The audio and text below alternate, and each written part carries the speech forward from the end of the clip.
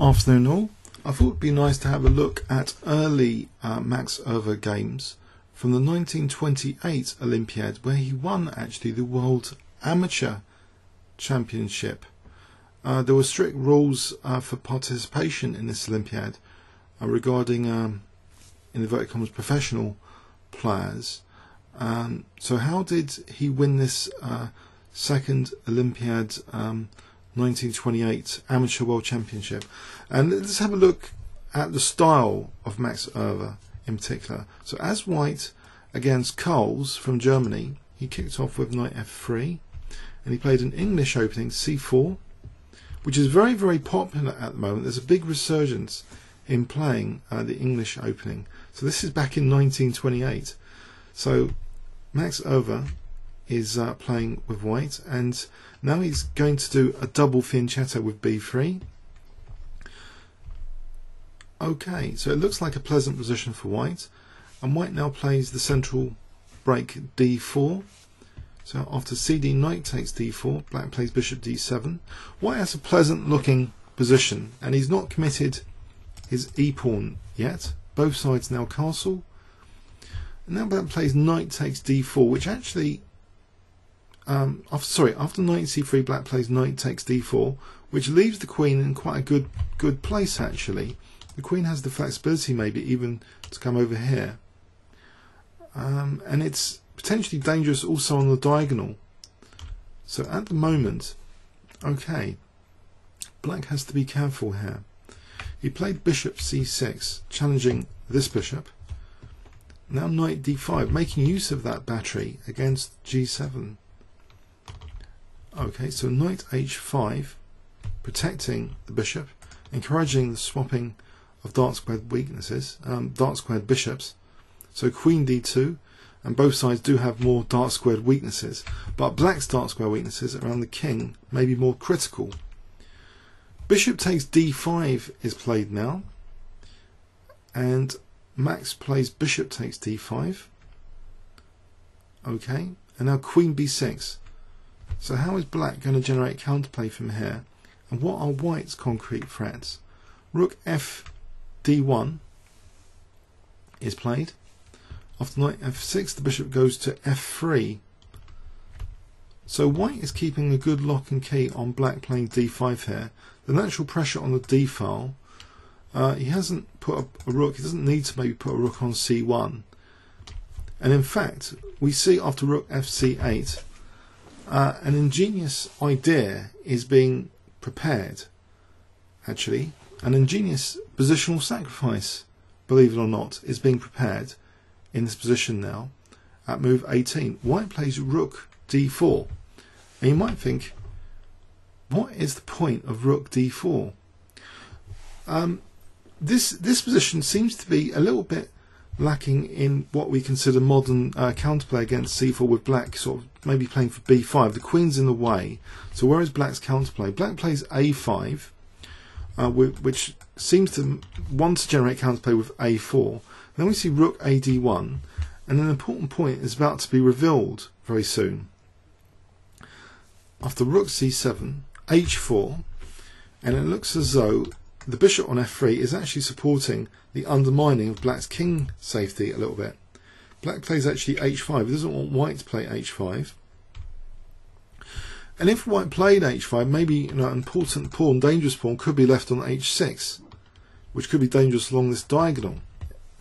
Okay, so h5 maybe in view of that. But now comes the positional sacrifice.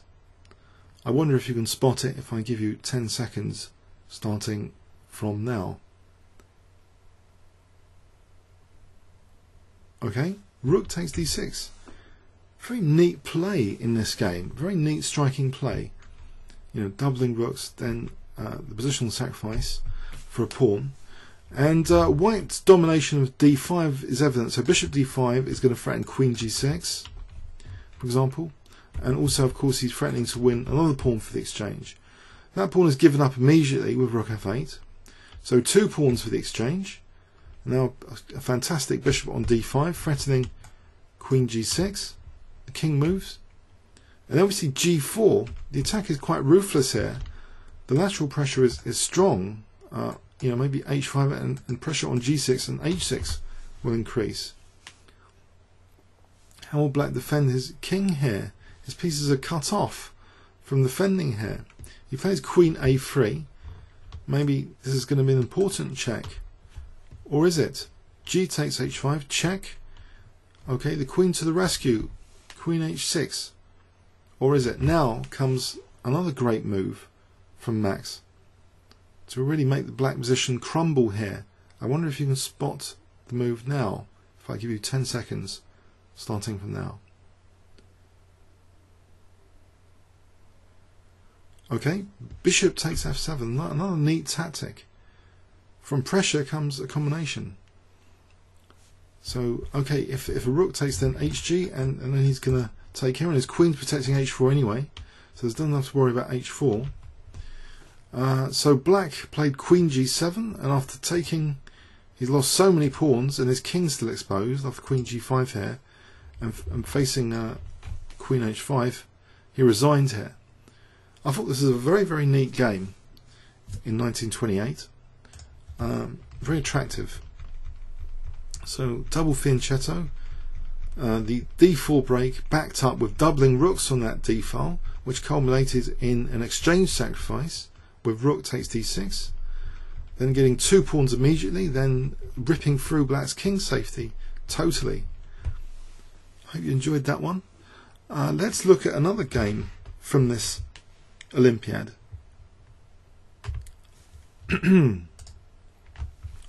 as white against Matteson's. Okay, so knight f3, okay, d5 and c4. Okay, now knight f6, I think this might be called American defense. It's not supposed to be that good for black. It's like a worse version of the Grunfeld here. If white can take on d5 immediately, because he can get this pawn centre with tempo if he gets to kick the knight, which he does. So he's got a nice pawn centre here. Knight c3, bishop e7.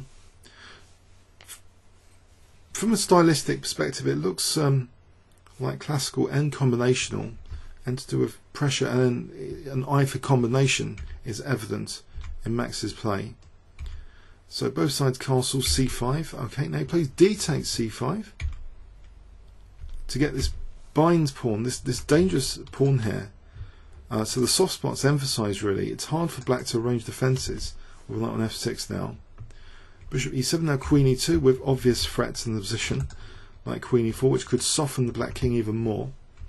It's not used up here. Rook d1, threatening maybe bishop takes h7 and winning the queen. So black blocks that d file. Now a lot of pressure is brought to bear on d5 with the move bishop e4. Black has the tactical response. Knight takes c3 here, attacking the queen. So if rook takes, there's knight takes check. And if pawn takes, black would be given time to move the queen. But Max plays now bishop takes h7 check. So he's supporting the idea of queen c2 check, and he's going to try and win the queen like that. Black sidesteps therefore with king h8. But white has nabbed the pawn there. B takes c3 and is still attacking the black queen. Okay, so the queen now moves away, trying to regain material now. So bishop c2, queen takes c3, but at some cost. Black's king safety is a bit loosened here without that pawn. Queen e4 now comes in crudely, threatening mate. Black parries.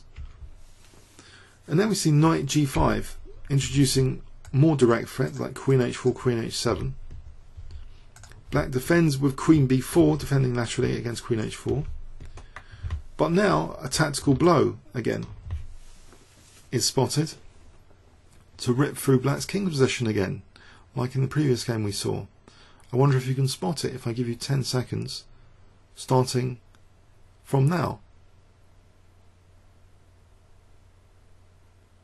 Okay, knight takes f7, sacking a knight for 2 pawns. Immediate threats quite critical. Okay, how does black defend? He tries rook g7. Now we see check on h5, keeping an eye on e8 to return to if needed. Bishop h6. after bishop f8, bishop just simply taking on g7, and now rook d3, and black, without these pieces in play, he resigns here as his king is facing huge threats still. Queen e8 first, just to kick things off. Bishop can't use d7 at the moment still.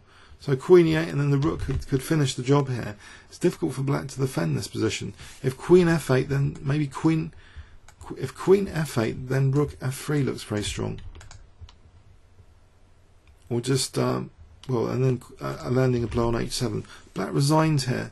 So another very neat game, starting with a small advantage, a little bit of pressure, and black's king is slightly loosened as a result of this bishop e4 move here, and black is left with also these pieces as spectators during this game. Okay, you might argue, well, his opponents are not too strong in this. It is the World Amateur Championship, but still, these are the strongest amateurs in the world, and I think they're pretty neat wins so far, and maybe something could rub off for our own style if we look at early Max Euwe games. So let's have a look at another game. Now this is Max's only loss in the Olympiad, and it's interesting, his opponent from Poland, Piłka, played a kind of material grabbing game. D takes c4, early grabbing material, and but we soon see more material grabbing is going to be evidenced in this game. Okay, so black at the moment is playing very energetically. He's going to free his bishop. There's going to, unlike the previous opponent, these pieces are going to be involved in the action here. A4, c4 is played, and now bishop b7, defending that rook against ab and the pressure on a8. E4, and now we see bishop e7. Black is prepared to slide into the light squares on e5. Not too afraid of this e5 wedge here. Knight d2, queen c7, provoking white, e5. He hasn't castled yet. He could castle queenside. White plays e5, perhaps prematurely, knight d5, and now knight e4. Black is refusing to castle. Instead, knight b4. Black's trying to work up an advantage, maybe, before committing the king. After queen c6, it starts to look a little bit unpleasant, black's control of the light squares here and the pressure along the diagonal. Rook e1. Knight b6, really celebrating that d5 square. AB, and the pair of rooks come off. Bishop g5. Black avoids the exchange of the dark square bishops with bishop f8. So he doesn't mind, he's playing quite dynamically, he's not really routinely castling, he doesn't need to. b3, and this is the start of munching. This b3 might be a little unsound. I don't think engines like the move b3 here, and this is what Max played. He was looking for some compensation. If we put in b3, it seems black's basically safe to take it from an engine point of view, and in the game it was taken. It gets some squares potentially for black. That's the real risk of it. The c4 square now. Okay, but d5, it looks as though white's opening up the lines logically, or is it? Could you say from a logical point of view, well, these pieces are out of the game, the king's still in the centre, but it's difficult in this position to really open things up against the king convincingly. Knight d4, queen b7, knight takes b5, and it starts to look a bit dangerous here. Black takes, now rook takes c4, it starts to look even more dangerous. Rook c8 with queen b5 on the cards. Black plays queen b7, guarding that c8 square. Now rook a4, introducing maybe the threat of rook takes and then queen b5. Bishop b4 is played. Okay, interesting. Now in this position, this bishop b4 vacated actually f8. So any rook a8 might be answered with, well, for example, if rook takes now, then king f8 is basically forced, but it might be adequate. Okay, so in this position, bishop b4, queen d3 was played. Now h6, bishop d2, now bishop e7, back to e7. Rook a5, and it starting to look a little bit bad for white after f5. If he loses that pride of his position at e4, this diagonal can also be emphasized more. E takes, knight takes. g2 is really under fire now, virtual pin on the cards, but it's check. And white really is facing some pressure now, even though black hasn't done anything with his rook. Check, bishop e3, menacing threat with bishop c5, surely. Rook c8. Okay. In this position, is bishop c5 possible? Let's check this. I think white's bishop c5 is answered as the engine says. Rook takes, queen d7, black slightly better. He's hitting that back row, the back row implications. Okay, so f3, queen b4, threatening queen e1. f3 might not have been the best move. Check, king f2. Now rook c7. I think black's consolidating here. Here's this extra pawn up, and now he's getting some more central control. And now with bishop d4, he's threatening immediately queen d2. And here it gets very grim for white, losing that bishop there. For nebulous compensation, a king chase, a short-lived king chase. And he loses that rook as well. So he was munched in the end. So it was a slightly risk-taking game for Max. And it seems black's attitude from the start, with the queen's game accepted choice, maybe echoes something later that black is looking to win material if he can gain squares and crawl out later. He's not too concerned about his king in the centre. So black played a fine game here and withstood the onslaught.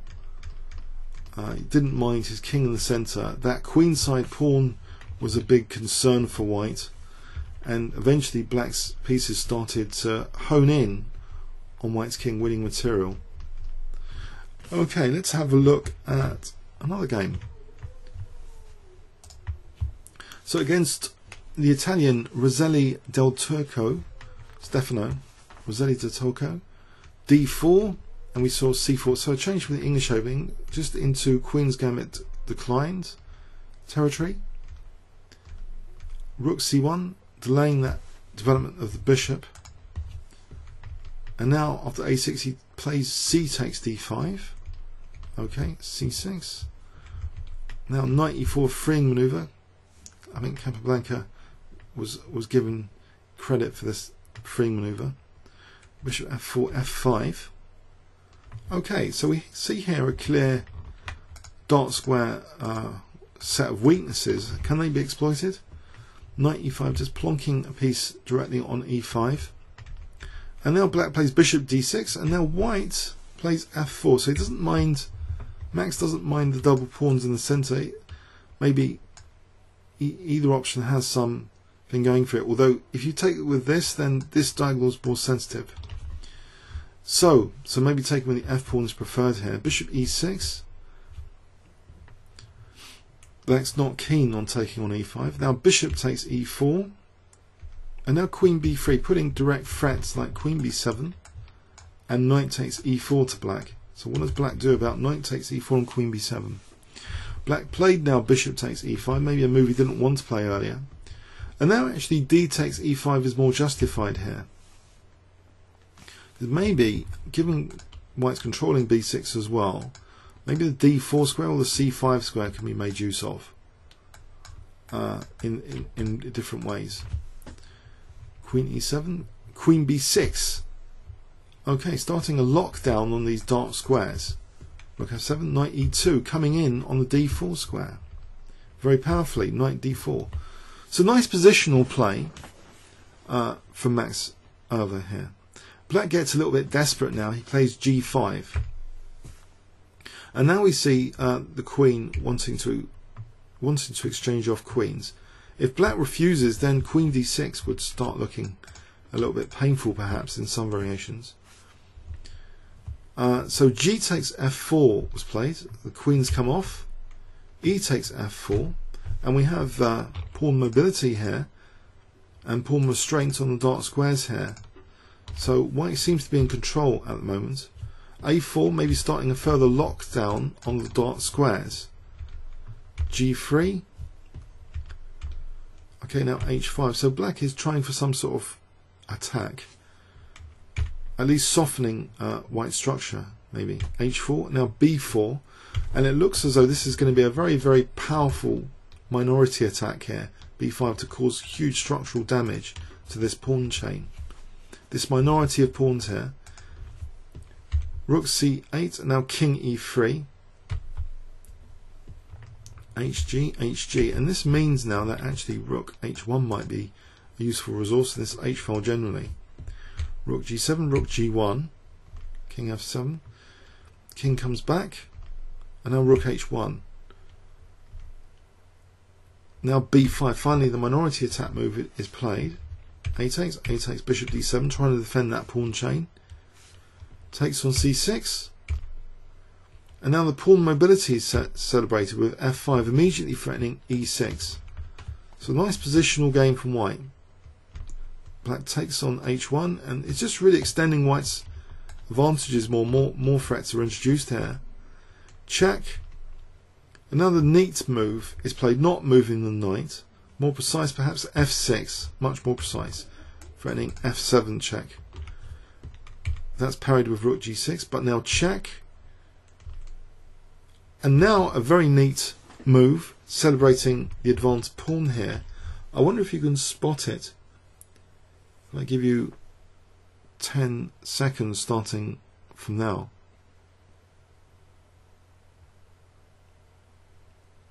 Okay, rook g7. So this knight, if he doesn't want a pawn there, that would be difficult to defend if the knight's controlling e6. So check, and actually not king takes, because then CD will be checked. King goes to g2. Now we see bishop h3 check. Okay, to lure the king to the h file for this check, and then take on d4. But in this position now, forceful move, rook g8 check, and now f7, and white's queening quite quickly, or winning a rook. Well, it's end of game here, it's curtains. Black can't defend that that easily. Okay, he can try and play e2, but then white queens first, and that would be like mating, I think, quite quickly. So that was a neat game positionally, where black was weakening some dark squares and seemed to want to attack white's king. It showed quite drastic punishment.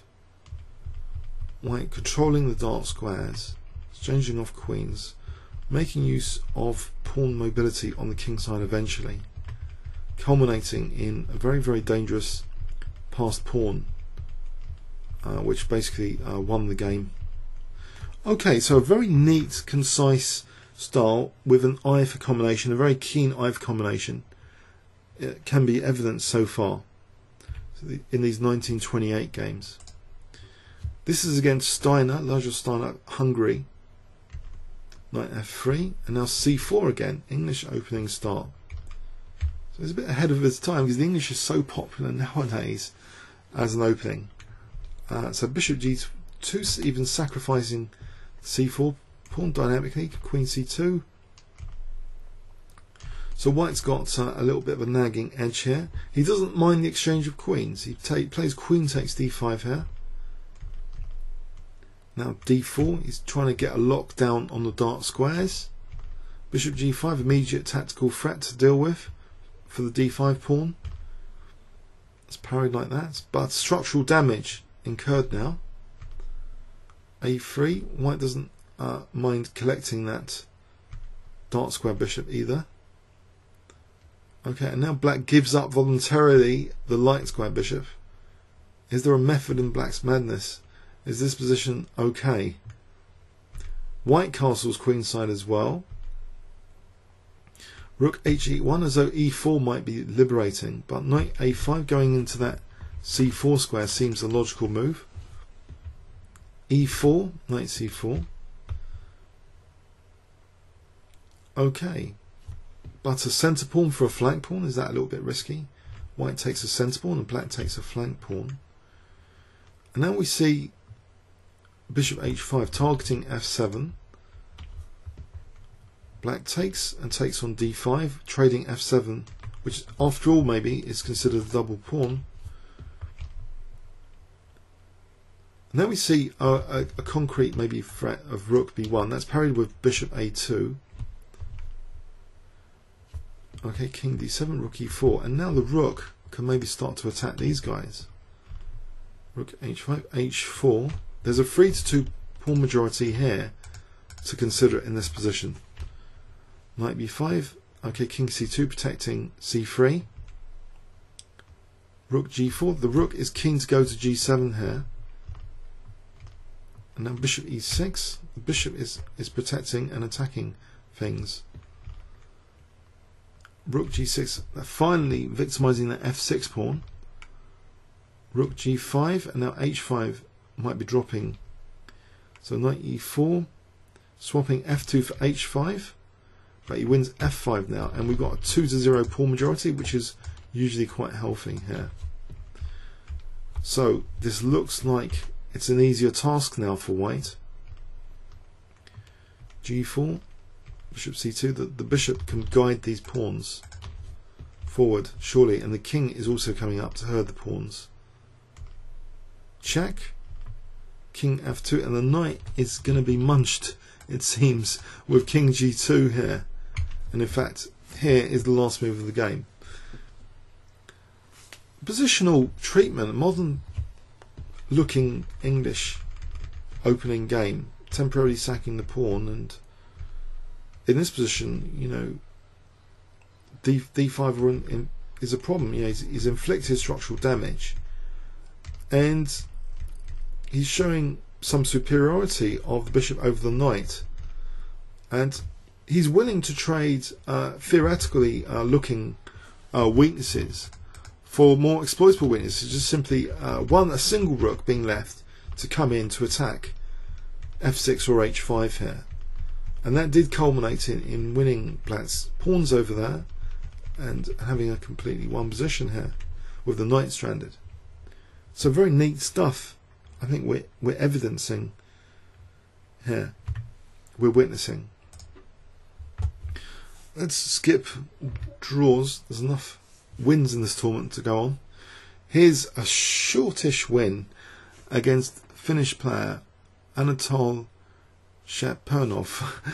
Okay, so e4 by Max, bit of variety, and we see an early Sveshnikov game.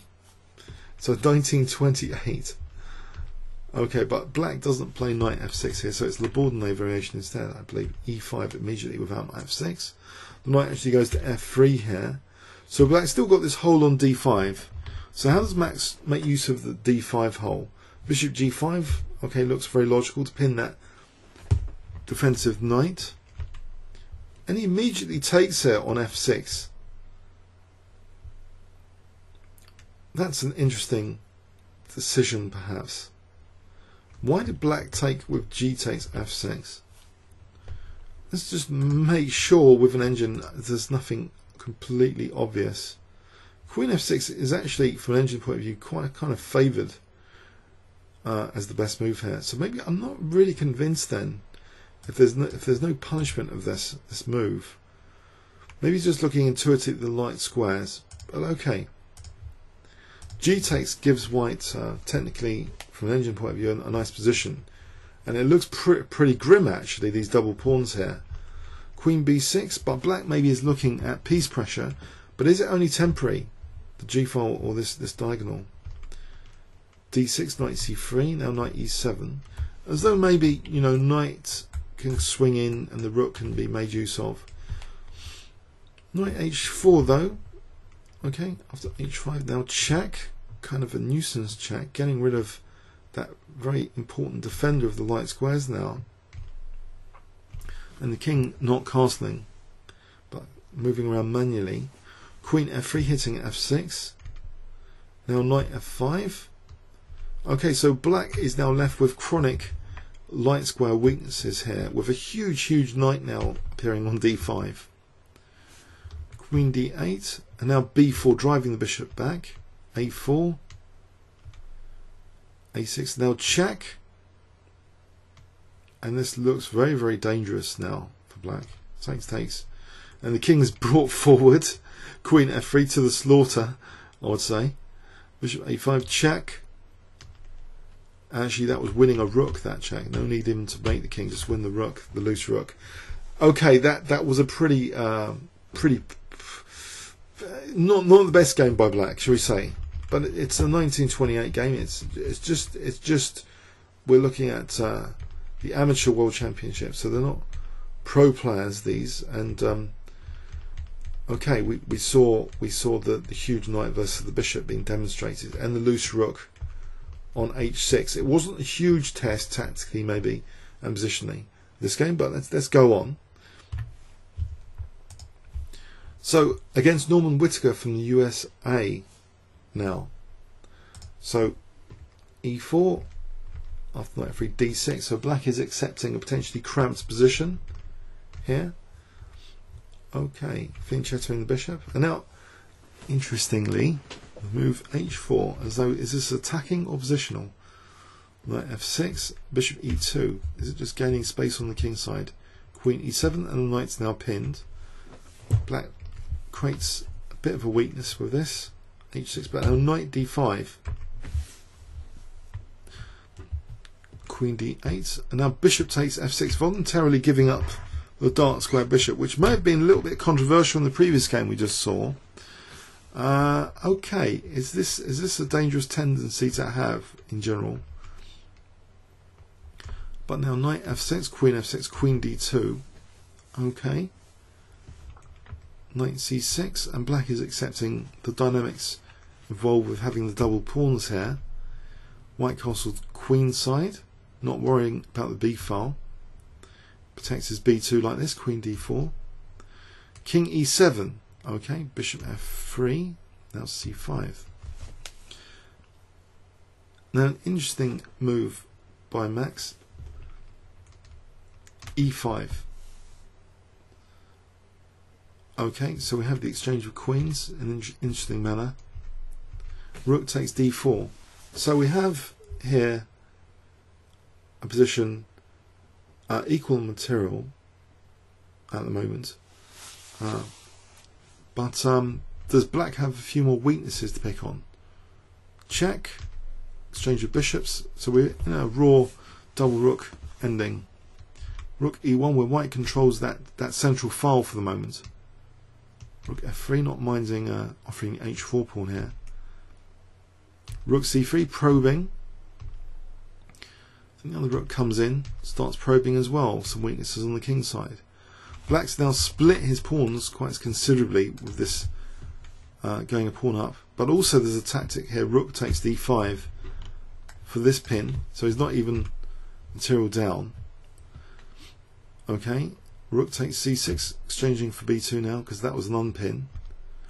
Okay, and white has isolated pawns as well. Rook d4, check, takes. So this is an interesting ending with the rooks. h6 now drops, so white is again a pawn up. Okay, black dare not maybe take that pawn where he's going to lose f7. He protects. What does he? Nope. He leaves f7. So white only a pawn up, but aiming to be 2 pawns up, maybe if he can win a5, getting one pair of rooks off. This is transposing into a 1 king and pawn ending here. The opposition can be kept, and this pawn can be dragged up the board.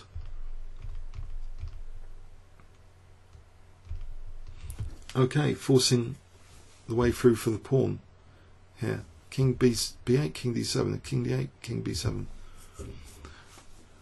that was a bit of a fight, that game.